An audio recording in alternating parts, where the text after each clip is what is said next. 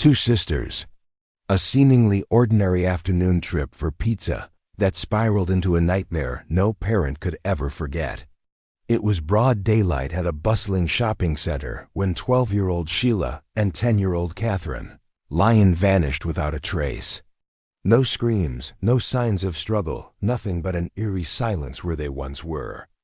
Their family was left drowning in haunting questions, the kind that linger for decades, until a startling discovery surfaced 38 years later, forcing the past back into the spotlight. Picture Kensington, Maryland, in the spring of 1975. An idyllic suburban dream come to life. Tree-lined streets where children roamed free on bicycles, neighbors exchanging greetings like clockwork, and the biggest parental worry was muddy footprints tracking through the house. But on Pliers Mill Road, one house carried a different kind of warmth, a glow of family life that seemed untouchable. John Lyon was no stranger to the public. His smooth voice was a fixture on Mal FM, a local Washington, D.C. radio station. To thousands, he was a familiar voice, a comforting presence. But at home, he was simply Dad. Mary Lyon orchestrated a bustling household with 4 children under her care, juggling the chaos with practiced ease.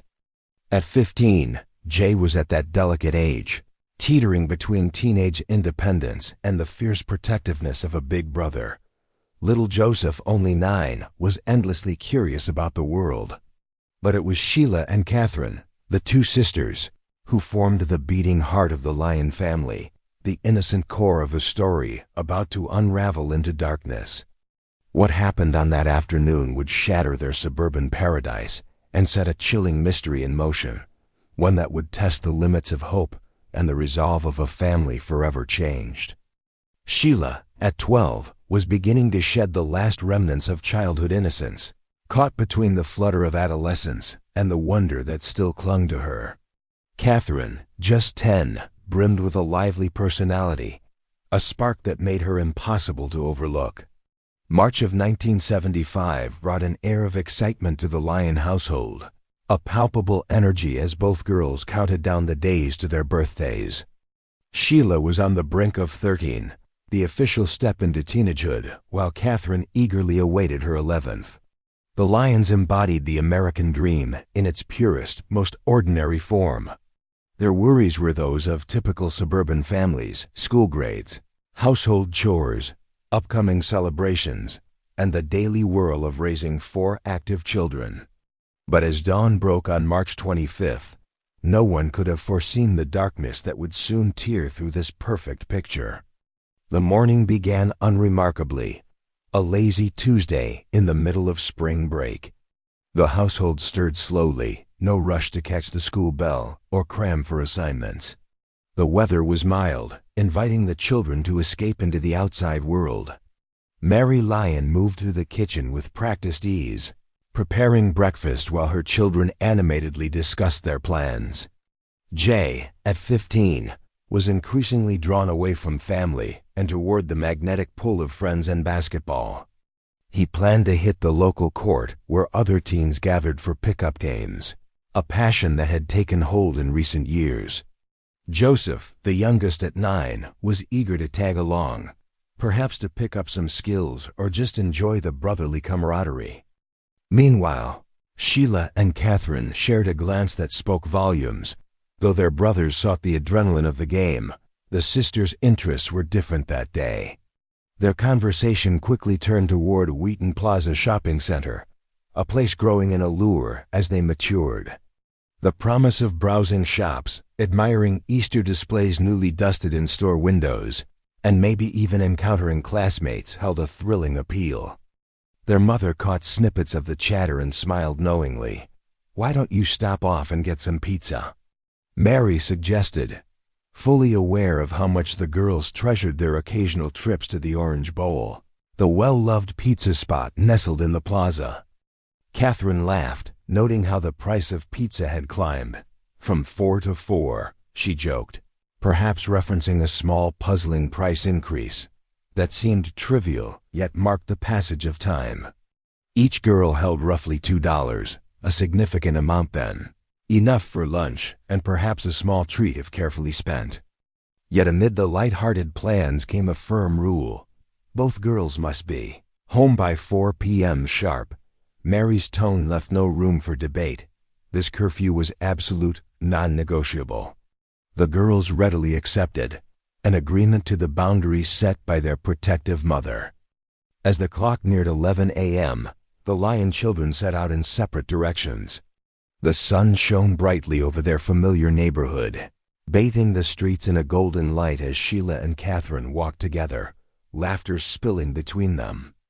They seemed just two ordinary sisters enjoying the simple day. But beneath the surface of this innocent excursion lurked something sinister.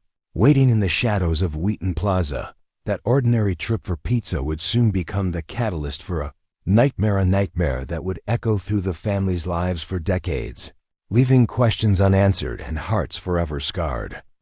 Have you subscribed to my channel yet? Please hit that subscribe button for me.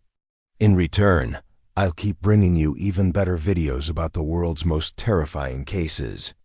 Don't forget to leave a comment down below if you have any ideas or suggestions. The sisters arrived at Wheaton Plaza sometime just before 1 p.m., stepping into what seemed like any ordinary Tuesday afternoon at suburban Maryland's busiest shopping destination. The plaza buzzed with the usual hum of families, teenagers, and shoppers milling through stores or grabbing a bite at various eateries. To the casual observer, nothing seemed out of place, just a lively day of community life unfolding in broad daylight. Yet, beneath this familiar scene, a sinister thread was beginning to weave its way into the day's fabric, one that would soon unravel everything the Lyon family knew and believed. At precisely 1 p.m., a local boy who knew the Lyon sisters well saw something that would prove to be a crucial clue. He spotted Catherine and Sheila sitting on a bench outside the Orange Bowl pizza place, engaged in what appeared to be a normal conversation. But they weren't alone. A strange man was talking to them, an imposing figure who didn't fit the usual crowd. This was no random passerby or harmless stranger. The man was tall, about 6 feet, and dressed immaculately in a brown suit, well-groomed, clean, the kind of appearance that inspired trust. He looked like a businessman or someone who held an important job. Every aspect of his demeanor screamed, safe adult, the kind a child might be inclined to trust without hesitation. But what made this man stand out wasn't just his appearance. It was the briefcase he carried. Inside that briefcase was a tape recorder, a rare and sophisticated piece of equipment in 1975, far from ordinary. The man opened the briefcase and pulled out the recorder, complete with a microphone. He told Catherine, Sheila, and other children who gathered around that he worked for a radio station. His explanation was simple yet enticing. He was recording voices to play on the radio later, promising the children a taste of fame, the chance to hear their own voices broadcast to friends and neighbors. This story resonated perfectly with the Lyon sisters. After all, their father was a radio personality, and they understood the allure of being on air. The man's tale sounded believable, almost too good to doubt. The neighborhood boy watched as Catherine and Sheila eagerly took turns speaking into the microphone.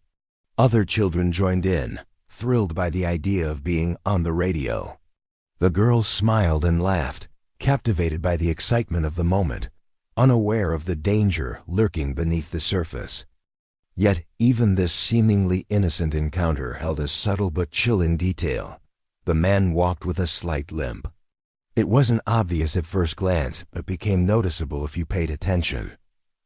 At the time, it seemed insignificant, an afterthought, but it would later prove to be a vital piece in the puzzle of their disappearance. By around 2 p.m., their brother Jay arrived at the plaza to buy a kite. As he strolled through the area, he glanced through the window of the Orange Bowl restaurant and saw his sisters inside, sitting at a table, eating pizza and chatting happily. They looked completely normal content, relaxed, laughing, and pointing at passers-by, as they usually did when together. Jay chose not to interrupt, respecting their time, but his observation confirmed something critical. Despite their earlier encounter with the tape recorder man, the girls had proceeded with their plans, unbothered and seemingly safe. But the plaza held more than just the mysterious man with the tape recorder that day. Another figure cast a far darker shadow. Danette and her friends, wandering through the shops, soon realized they were being followed. The second suspect was strikingly different from the well-dressed man. This individual was younger, probably in his late teens or early 20s, with long, messy hair and an appearance that suggested neglect. He stood about 5 feet 11 inches with severe acne scarring his face, and deep scars on his left cheek added a menacing edge to his rough appearance. His clothes were shabby and cheap. He wore a Peters jacket, a style popular among some youths of that era, but utterly out of place in this otherwise tidy shopping center. He looked like he didn't belong, and that was exactly how he made those around him feel. What truly made this young man frightening was not just his looks, but his behavior. Unlike a casual observer who might glance and move on, he lingered, following Danette's group from store to store. His stare was intense, unnerving, as if he was plotting something sinister. The friend's discomfort grew palpable. One finally confronted him with a sharp retort. "Why don't you take a picture of us? It'll last longer." She aimed to shame him into leaving, but the tactic failed. The young man remained unfazed, continuing to stare and trail them as though oblivious to their protests or fears. Even more unsettling was that this same creepy young man was later seen fixating on Catherine and Sheila Lyon with that same chilling intensity. The connection between his behavior toward Danette's group and the Lyon sisters would become an important thread in the investigation. He wasn't just a random troublemaker. His presence was significant, a dark link weaving through that afternoon's events. By approximately 2:30 p.m., a family friend saw Catherine and Sheila for the last time, walking westward along the street, leading away from the plaza toward home.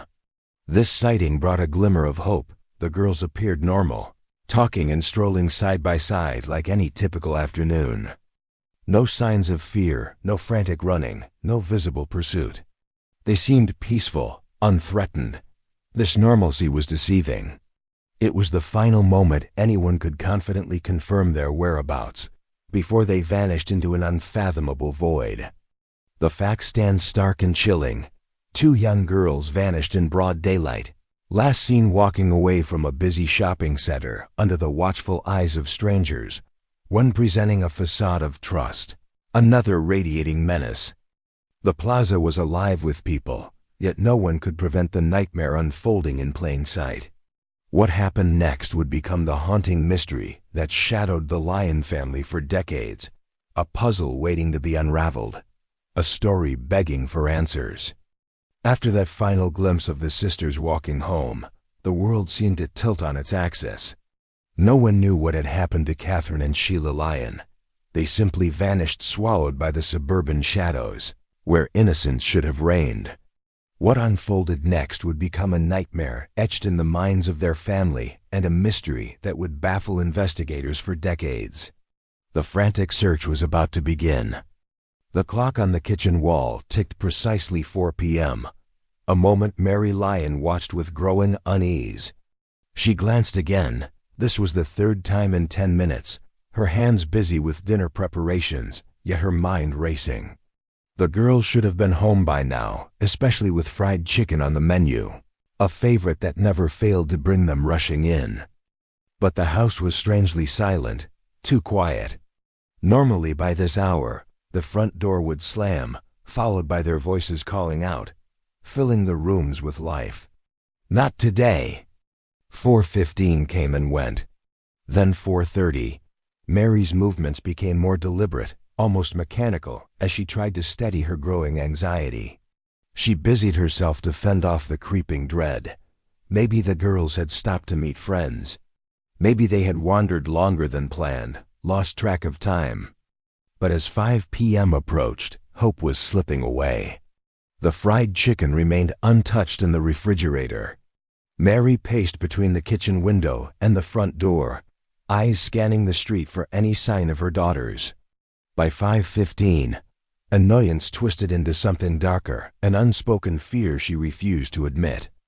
She told herself she was overreacting, that the girls were fine, that any moment now, they'd burst through the door with innocent explanations.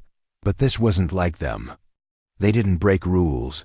They didn't make their mother worry like this. Something was terribly wrong. When John Lyon came home from work, he found Mary pale, sitting by the telephone, haunted eyes fixed on the silent receiver. The weight of her worry mirrored his own as she explained the situation. This was no simple case of lost time. This was something else. Together, they made the call that would shatter their lives forever, reporting their daughters missing to the Montgomery County Police Department. At 7 p.m., the call was answered professionally. Missing children cases, the officer said, were common, and most kids were found within hours, often safe with simple explanations. A report was filed. Patrol officers sent to watch for Catherine and Sheila. Officially, at exactly 7 p.m. on March 25, 1975, the Lyon sisters were entered into police records as missing persons. The desperate search was underway. The family set up a vigil, someone at the phone around the clock, hoping for any word, be it from police or, even more miraculously, from the girls themselves. By 8 p.m., the investigation escalated.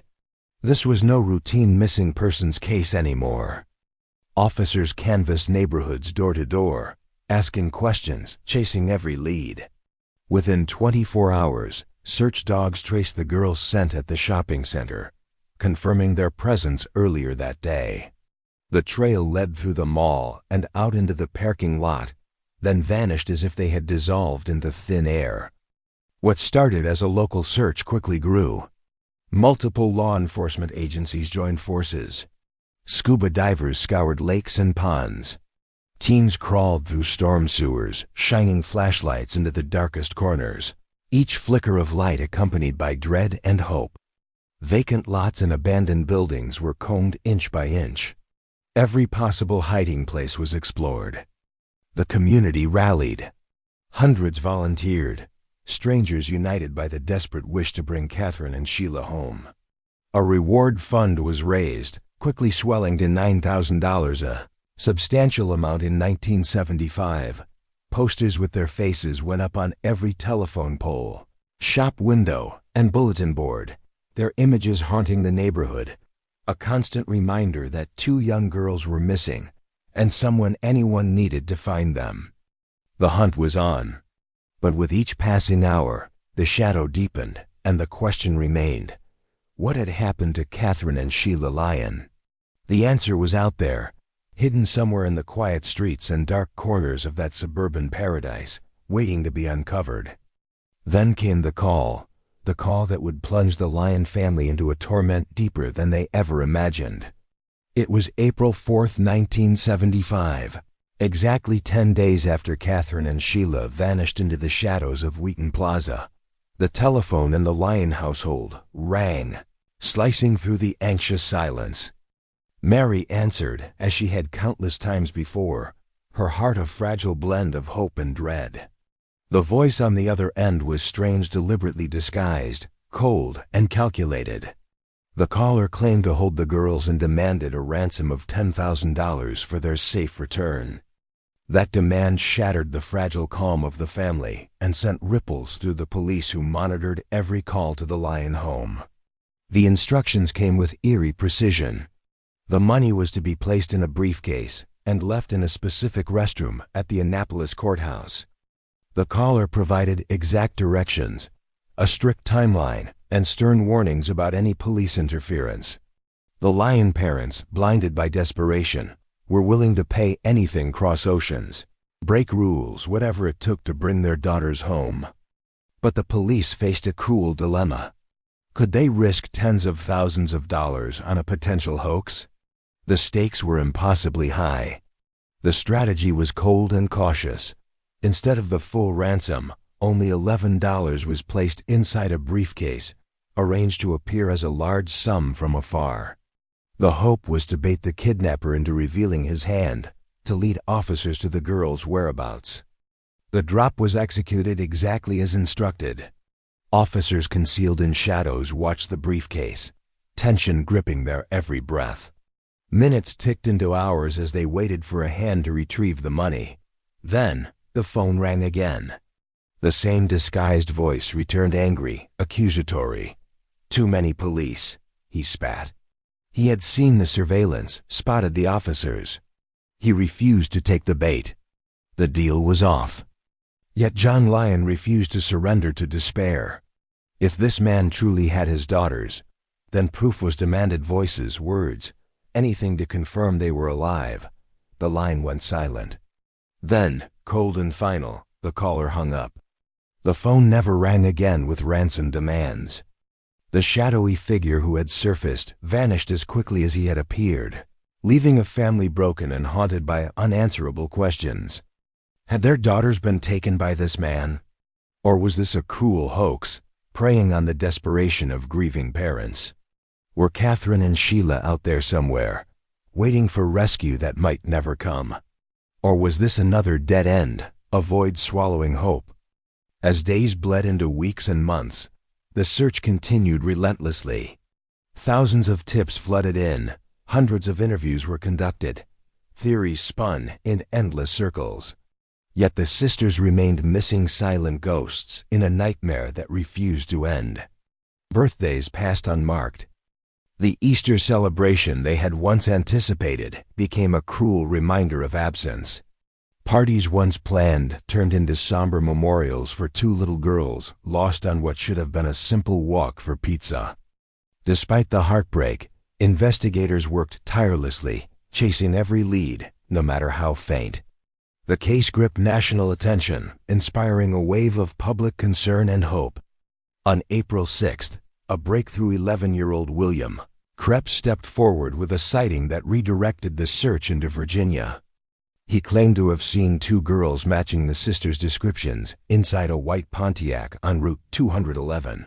One girl was crying. A blonde child was clearly visible in the back seat. Police took this seriously. The timing and location made grim sense. Route 211 was a logical escape route for anyone fleeing the Washington area. The very next day, a witness in Manassas reported an even more chilling sighting. Two girls, bound and gagged, were seen in a beige Ford station wagon. The observer caught part of the license plate, DNT6, and identified it as Maryland plates, possibly linked to Cumberland, Hagerstown, or Baltimore. Then the driver, realizing he was being watched, sped through a red light and headed for Interstate 66, recklessly evading pursuers. His erratic driving hinted at a desperate attempt to escape, someone with something to hide. The investigation swung into high gear. Authorities traced every possible registration that matched those partial plates. Motor vehicle departments across states were contacted, computer searches ran, hundreds of potential matches were followed up. It was painstaking, tedious, but essential. Every lit a thread that might unravel the mystery.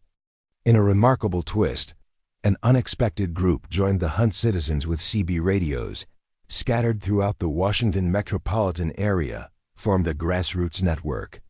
These volunteers spent endless hours driving neighborhoods, scanning parking lots, shopping centers, and residential areas, their radios buzzing with constant updates.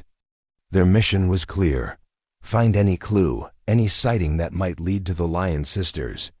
Their dedication was remarkable. Ordinary people transformed into relentless searchers, fueled by hope and solidarity. Yet, despite thousands of volunteer hours and countless eyes on the streets, the investigation found no breakthrough. The sisters' trail remained cold, the silence deafening. This chapter of the Lyon sisters' story was marked by desperate hope, chilling uncertainty, and the terrifying reality of vanished children. It was a dark puzzle, pieces scattered and hidden, waiting for someone to find the truth buried beneath decades of shadows. By May 23, 1975, the case had escalated beyond what anyone could have anticipated. Lieutenant Governor Blair Lee took an unprecedented step. He deployed 122 National Guardsmen to comb the dense forests of Montgomery County. These weren't casual volunteers or weekend helpers. These were trained soldiers equipped with professional search techniques honed for the grim task ahead. They methodically covered thousands of acres, applying grid searches and evidence preservation tactics that left no stone unturned. For days, these men scoured every ravine, clearing, wooded patch, and parkland with precision. Armed with specialized tools, metal detectors for personal belongings, and devices designed to detect disturbed soil, they hunted for the faintest hint of the sisters' fate. Yet no bodies surfaced, no crime scene was ever found. There were no eyewitnesses to an actual abduction. The investigation hung precariously on a thread of theories and possibilities rather than solid proof. The haunting silence of physical evidence gnawed at everyone involved. As summer approached, the brutal truth began to settle over the Lyon family like a suffocating fog. Months of desperate searching, false leads, and emotional swings had drained their hope. John and Mary Lyon faced the unthinkable realization their daughters were likely gone forever. Yet, surrender was never an option. They clung to the faint hope of answers, of discovering who had taken Catherine and Sheila and why. Justice, they believed, must still be served for their lost girls. Meanwhile, the police investigation pressed on, alive with determination. Detectives followed up on every lead, doggedly pursuing potential suspects. The man with the tape recorder, the last person known to have spoken to the sisters before their disappearance, remained the focus. Composite sketches of both the older, well-dressed man and a younger suspect circulated widely, igniting a flurry of tips and possible identifications. Then, in 1987, 12 years after the Lyon sisters vanished, a new figure emerged in the investigation. Fred Howard Coffey, a convicted child molester from North Carolina, was named a person of interest. Coffey's criminal past bore chilling similarities to the tape recorder man's approach. He used various gadgets, metal detectors, cameras, strange equipment to lure children and gain their trust before revealing his sinister intentions. Investigators uncovered that Coffey had been in Montgomery County the week after the sisters disappeared, a connection that seemed promising. His history of using equipment to manipulate children fit the disturbing profile perfectly. However, despite exhaustive efforts, detectives could not place Coffey at Wheaton Plaza on March 25, 1975, nor prove he ever had contact with Catherine or Sheila. Without solid evidence tying him to the crime scene or the victims, the case against him crumbled. Though he remained a suspect, Coffey was never definitively linked to the sisters' disappearance. The shadows lingered, and the truth remained elusive, a puzzle with missing pieces that refused to fall into place. The deeper the investigation delved, the more the darkness seemed to close in, leaving more questions than answers about what truly happened to Catherine and Sheila Lyon. Please share your thoughts in the comment section. I will discuss this case with you in more detail. Don't forget to subscribe to my channel. What investigators failed to realize in 1975 was that their most crucial witness had already stepped forward and had been dismissed as unreliable. Just 1 week after the Lyon sisters disappeared, on April 1st, an 18-year-old named Lloyd Lee Welch Jr. contacted the police. He claimed to hold the key to the mystery. He had seen the tape recorder man forcing 2 frightened girls into a red Camaro in the Wheaton Plaza parking lot. This wasn't just hearsay. Welch insisted he had witnessed the abduction itself. At first glance, his testimony seemed significant, potentially the breakthrough investigators needed. But the story took a dark turn when Welch was subjected to a polygraph examination. The results were damning. His physiological responses screamed deception. Police concluded he was lying, and suspicion quickly fell on him as a false witness, motivated not by justice but by greed. After all, the Lyon family had offered a $9,000 reward for information leading to the girls' safe return. False tips and opportunists chasing rewards were common in high-profile cases like this. Welch's failed polygraph seemed to confirm he was no different, a desperate opportunist exploiting tragedy for personal gain. With the stigma of a failed lie detector test, Welch was released and cast aside. His statement was reduced to a single nondescript page in the sprawling case file, stamped simply with the words, "Polygraph lied." Buried in the mountain of paperwork accumulated over the months, that page sat forgotten, ignored by detectives and supervisors alike. Lloyd Welch's name vanished from active investigations, fading into obscurity as the search shifted to other leads and suspects. Yet, sometimes the most important clues lie hidden in plain sight, waiting decades for a fresh pair of eyes and a new perspective to uncover their significance. Lloyd Welch was dismissed, forgotten, but his story was far from finished. Nearly 4 decades later, in 2013, the case was assigned to Sergeant Chris Hamrock, a detective known for his relentless dedication and methodical approach. Hamrock's task was daunting: sift through thousands of documents, witness statements, photographs, and records collected over nearly 40 years. Most would be overwhelmed by the sheer volume, but Hamrock attacked the task systematically, reading every report no matter how trivial it seemed at the time. Buried deep within the archives, he found the long-overlooked statement from April 1, 1975, the one marked "Polygraph Lead," about the 18-year-old named Lloyd Lee Welch, Jr. Something about the report caught Hamrock's attention. Compelled to dig deeper, he tracked down a 1977 mugshot of Welch. The resemblance to the composite sketch of a younger suspect was striking too close to ignore. The facial features, hairstyle, and overall look matched the sketch well enough to warrant serious reinvestigation. Hamrock's research into Welch's background revealed a chilling truth. Lloyd Welch wasn't just a disgruntled teenager seeking attention or reward money. He was a career criminal whose history perfectly fit the profile of someone capable of abducting and harming children. At the time Hamrock reopened the case, Welch was serving a 29-year sentence in Delaware for child molestation. His criminal record painted a portrait of a dangerous predator, a man with a long history of violence and sexual offenses. The charges against him were harrowing: rape, domestic violence, assault with a knife. He had been convicted in 3 different states, exhibiting a pattern of escalating brutality that persisted over decades.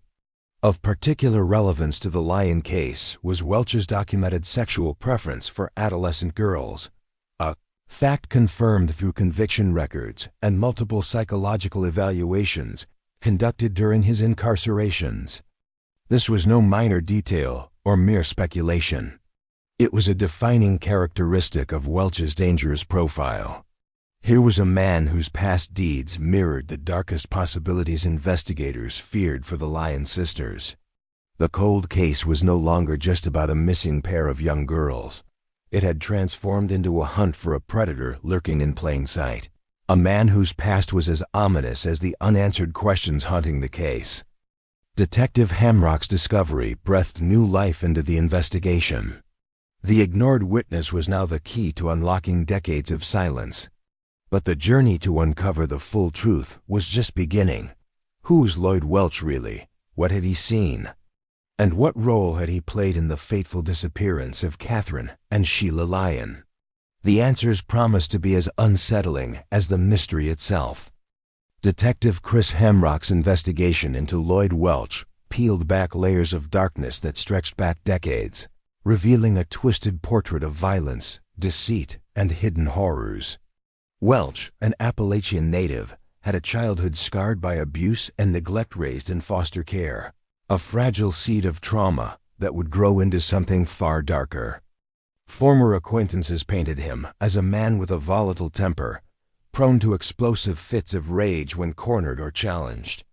This volatile nature transformed what was once seen as a failed polygraph result into a glaring red flag that investigators had overlooked. The polygraph test, so often seen as an infallible lie detector, was in reality a flawed tool, particularly when confronted with seasoned criminals skilled in manipulation. Those like Welch, adept at deception, could game the system or fail tests for reasons unrelated to their veracity. On October 16, 2013, Hamrock and his team traveled to the Smyrna Correctional Center in Delaware to confront Welch face to face. What transpired during the grueling 8-hour interrogation would begin to unravel the decades-old mystery that had haunted Montgomery County since 1975. Welch's first words were as chilling as they were matter-of-fact. "I know why you're here. You're here about those 2 missing kids." The cold certainty in his voice sent a shiver down the detective's spines. It was clear he remembered the case vividly, despite nearly 4 decades passing. More than that, he had been expecting this moment. Most innocent witnesses wouldn't immediately link a visit from out-of-state detectives to a nearly 40-year-old case without specific knowledge that Welch plainly possessed. Hamrock carefully tested Welch's memory and potential involvement by showing him photographs of Catherine and Sheila Lyon. "These 2 little girls have never been found," the detective said softly, "and their parents are damn near 80 years old." Welch's response was immediate, precise, and strikingly detailed. He admitted he had been at Wheaton Plaza on March 25, 1975, witnessing a man placing 2 girls into the back of a car. This account aligned closely with his original 1975 statement, but now included additional details that only someone present at the scene could provide. What set this interrogation apart from the polygraph session decades before was the context. Welch was already serving a lengthy prison sentence. He had nothing to gain by lying now. He wasn't chasing rewards or notoriety.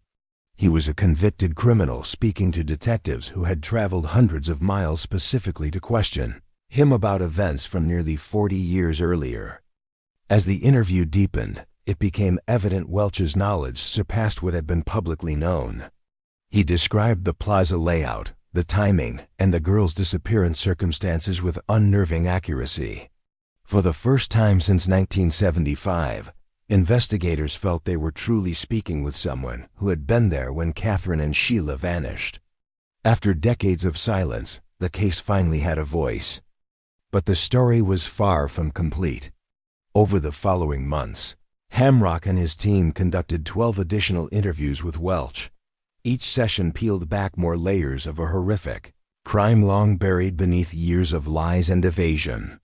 Welch's early approach was to provide just enough information to seem cooperative, all while deflecting blame onto others. His first major accusation implicated Raymond Mlesky Sr., a notorious child trafficker active in the Washington, D.C. area during the 1970s. Welch claimed to have seen Mlesky abduct the girls, but had been too terrified to come forward then, fearing for his own life. This narrative painted Welch as a reluctant witness rather than a participant, someone trapped by threats and fear. According to Welch, Mlesky transported the girls to his residence where they were drugged, molested, and ultimately murdered. Mlesky, born in 1936, lived roughly 17 kilometers from the Lyons in Maryland. He was convicted of killing his wife Dolores and son Raymond Jr. in 1977. Along with assaulting his youngest son after a violent domestic dispute. Contemporary eyewitnesses described a man with a limp at Wheaton Plaza matching Mlesky's walk, closely resembling composite sketches linked to the case. Mlesky's known history of child sexual abuse had already made him a suspect, further fueled by prison informants and Mlesky's own offers to reveal details about the sister's abduction in exchange for leniency. Despite searches of his former home in 1982, no physical evidence was found. Mlesky died in prison in 2010, leaving many questions unresolved. But as detectives pressed for specifics, Welch's story began to shift. Details he once presented as facts in one interview were contradicted or modified in others. It became clear to seasoned interrogators that Welch was experimenting with versions, gauging which tales gained credence while minimizing his own involvement. Sometimes he portrayed himself as a mere witness. At other times, he admitted limited participation. Occasionally, he edged toward a full confession, only to retract and alter his story once more. The pattern revealed a man struggling to reconcile guilt with self-preservation, testing the limits of what he might get away with. By July 2014, after months of relentless questioning and confrontation with his contradictions, Welch began to reveal what investigators believed was closer to the truth. He confessed that the sisters had been taken to a location controlled by his own family, specifically his father Lloyd Welch Sr. and his uncle Richard Allen Welch. This revelation was darker and more sinister than his previous accounts involving Lesky. Welch described a concrete basement accessible only through a single locked entrance, a detail that would later prove critical. There, he claimed, the girls were held and subjected to prolonged sexual abuse and torture. Most horrifyingly, Welch admitted he never saw the sisters alive after the basement incident. While denying direct involvement in the murders, he acknowledged witnessing the aftermath and being forced to help dispose of evidence. This confession marked a dramatic departure from his earlier statements, transforming him from a distant bystander into a reluctant accomplice and witness to unimaginable cruelty. The chilling truth of the basement, the familial betrayal, and Welch's evolving confessions plunged the case into a new, terrifying phase. The investigation was no longer just about missing children. It was a descent into a nightmare of violence, secrecy, and betrayal concealed behind the walls of a suburban family home. By September 2014, investigators had amassed enough details from Lloyd Welch's confessions to warrant a critical search for physical evidence. Their focus zeroed in on the former residence of his uncle, Richard Allen Welch, in Hyattsville, Maryland.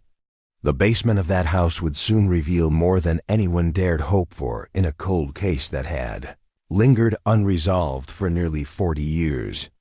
As the search team descended into the dim concrete basement, the layout immediately confirmed Welch's chilling descriptions: the single entrance, the cold concrete walls, the oppressive confinement of a place no child should ever know. But what they found went far beyond mere confirmation. Forensic experts discovered extensive blood stains, not just pooled on the floor, but splattered, smeared, and even running up the walls and onto the ceiling.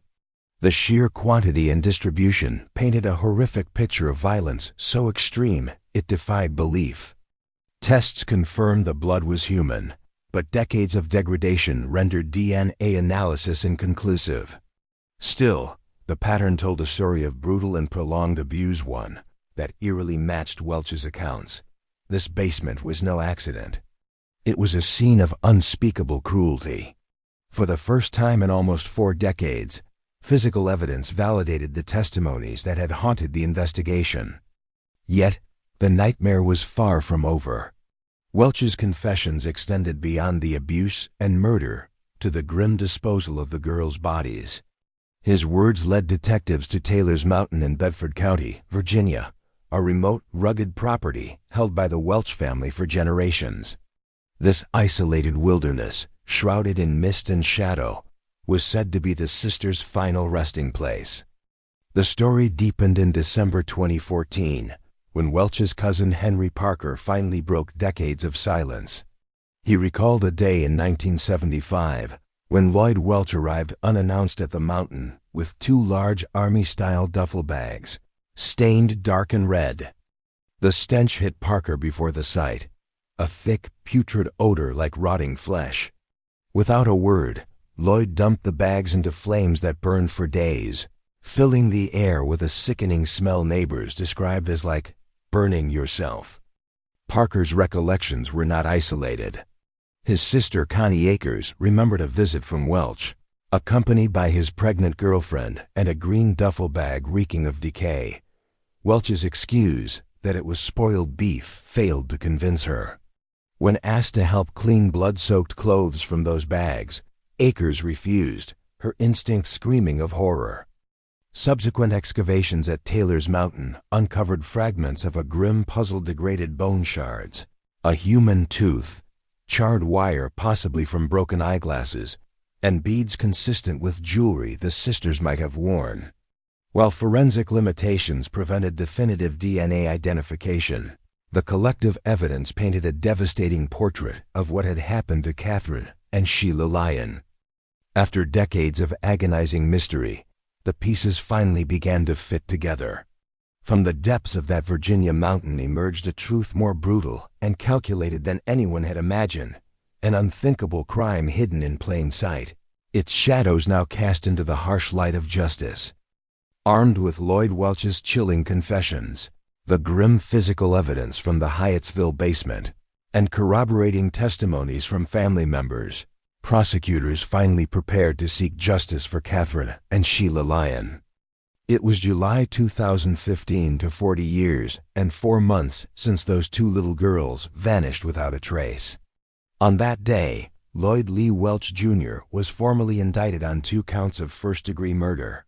The charges carried grave weight, including allegations that the killings occurred during the commission of sexual abuse and the production of child pornography. This indictment wasn't just a milestone in one family's grief. It marked a historic moment in American criminal justice. If the case went to trial and resulted in conviction, it would set the record for the longest elapsed time between a murder and a conviction without the recovery of bodies in U.S. history. The legal net also cast its shadow on Richard Allen Welch, Lloyd's uncle, named as a person of interest. Yet prosecutors, constrained by insufficient evidence, opted not to pursue charges against him. The question of Richard's involvement remained a dark, unresolved thread, a specter haunting the case even as Lloyd Welch faced his reckoning. The magnitude of the investigation was staggering. Detectives had logged over 16,000 hours of painstaking work, executed 50 search warrants, and conducted more than 100 interviews spanning multiple states. This was far from a mere cold case review. It was one of the most comprehensive criminal investigations in Maryland's history, requiring coordination across jurisdictions and agencies. The case was a testament to the persistence of law enforcement, a marathon of truth-seeking that stretched over decades. As the trial date loomed, Welch faced a harrowing choice.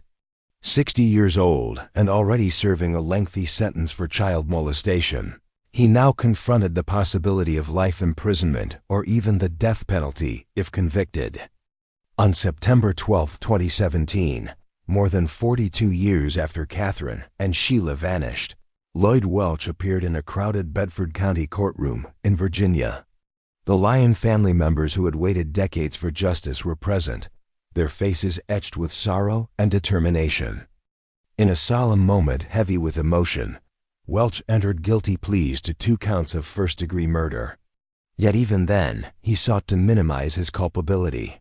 While he admitted participating in the abduction, he denied personally committing sexual assault or murder. The plea agreement sentenced Welch to 2 concurrent 48-year prison terms, effectively a life sentence. Given his age and the sentence length, he might be eligible for parole only in his mid-80s. Legal experts described his chances of release as slim to none. The sentencing hearing was charged with raw emotion. John and Mary Lyon, now in their late 70s, sat in the courtroom, the weight of decades of anguish written on their faces. For them, this moment was bittersweet, a mixture of closure and renewed grief. Welch remained mostly silent, speaking only to enter his plea, offering no apology or further details. The judge's acceptance of the plea meant many questions would remain unanswered. Without a full trial, the scope of any conspiracy, the identities of other possible participants, and a complete timeline of events would likely never be publicly explored. In January 2025, Lloyd Welch was transferred from Delaware's correctional system to Virginia to begin serving his murder sentences. This transfer marked the official end of his time as a Delaware inmate and the beginning of what would almost certainly be his final imprisonment. The conviction provided a measure of closure to one of America's most haunting missing children cases. Yet, it also underscored a sobering reality. Justice in cases so old often arrives with limits and lingering shadows. After 42 years, someone was finally held accountable for Catherine and Sheila's deaths. But was Lloyd Welch the only one responsible? The question still haunts the corridors of justice and memory. Perhaps the most heartbreaking aspect is that, Catherine and Sheila's remains have never been recovered despite exhaustive searches of Taylor's Mountain and the recovery of bone fragments and other possible evidence. This absence denies John and Mary Lyon, now in their 80s, the chance to give their daughters a proper burial or a place to grieve. It is a wound that time has not healed. Another unresolved piece of the puzzle is Richard Allen Welch, though implicated by Lloyd's confessions as central to the abuse and murder. Insufficient evidence prevented charges from being filed against him. The debate continues. Should Richard have been held to account alongside his nephew? Investigators remain divided. Some believe the proof was enough. Others argue the limitations of the case justified prosecutors' caution. More unsettling are allegations from Welch family members themselves. Thomas Welch, a cousin, publicly stated his belief that a larger conspiracy existed, more people were involved, and the family covered up the crimes for decades. These claims suggest the Lyon sisters' murders may have been part of a broader network of complicity, a tangled web shielding horrors from exposure. But with many witnesses deceased and others unwilling to speak, the full scope of that conspiracy may never be unraveled. Despite the unanswered questions and shadows that linger, the Lyon family expressed profound gratitude for the resolution achieved. John Lyon's simple statement after the conviction said it all. "We just want to say thank you. It's been a long time." Their thanks extended especially to the cold case detectives who never gave up, who worked tirelessly even when hope seemed lost. Sergeant Chris Hamrock and his team had accomplished what many deemed impossible, solving a 40-year-old murder case without bodies and with scant physical evidence. The Lyon sisters case left a lasting impact on American law enforcement and child safety policies. The National Center for Missing and Exploited Children hailed the investigation as unprecedented, praising the techniques that finally cracked the case.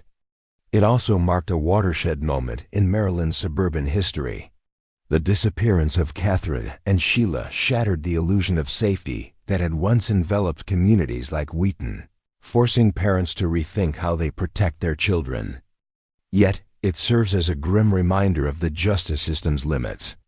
While Lloyd Welch was held responsible, the decades-long delay meant other perpetrators may have escaped accountability. Evidence was lost or degraded, and key witnesses died before being questioned. Catherine and Sheila were just two little girls, innocently seeking pizza and admiring Easter displays at their local mall. Their disappearance changed how America thinks about child safety, stranger danger, and the evil lurking in those ordinary places. The Lyon sisters case reminds us all, behind every unsolved mystery are real families longing for answers, and time should never be an excuse to abandon the search for truth. What do you think truly happened on Taylor's Mountain? Was Lloyd Welch's involvement limited, or was he more culpable than he admitted? Share your thoughts below. If this story touched you, please like and subscribe for more deep dives into true crime cases that changed America forever.